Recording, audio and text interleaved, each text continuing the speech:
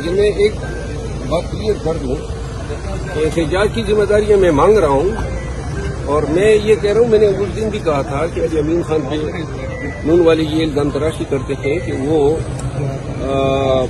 کے پی کی حکومت کو لڑا رہی ہے، لہٰذا سی ایم صاحب کو احتجاج کی ذمہ داری جو ہے تفویض کرنے کے بجائے یہ ذمہ داریاں ہمیں تفویض ہوں، اور ہم چاہتے ہیں کہ ہم احتجاج کریں، اور یوں ایسی صورت میں انشاءاللہ ہر احتجاج۔ سر مبارک زیب صاحب کے بارے میں کیا بولیں گے؟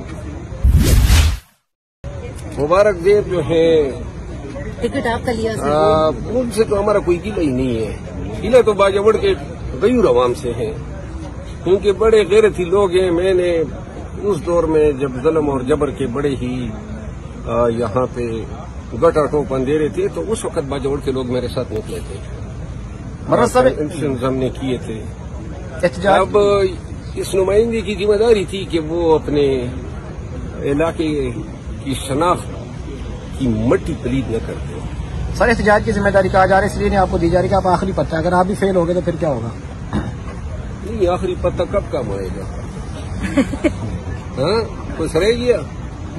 وہ ایک خاتون کا شوہر بڑا بیمار ہوا نا، وہ جب بیمار ہوا تو حکیم کے پاس گیا تو اس نے کہا خالی 7 کھلاؤ گے تو جان بچ سکتی ہے، ورنہ جو ہے پھر ان للہ پڑھنی چاہیے۔ تو نے کہا، بی بی نے کہا کہ وہ 1 پاؤ 7 تو میرے پاس خالص ہے، لیکن کوئی برے ایام کے لیے میں نے رکھے، لہٰذا اس سے کیا برے دن آئیں گے۔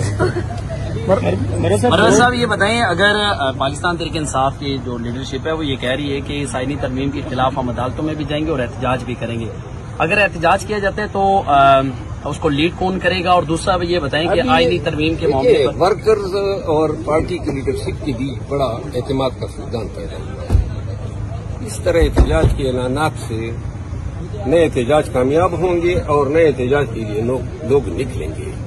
احتجاج کے لیے احتجاج کمیٹی بنائیں، پاکستانیوں کو بتاؤ کہ احتجاج کیوں ضروری ہے، پاکستان کو کیوں ضرورت ہے، ملک میں کیا ہو رہا ہے، کن وجوہات پہ احتجاج کرنا چاہیے، موٹیویشن دو۔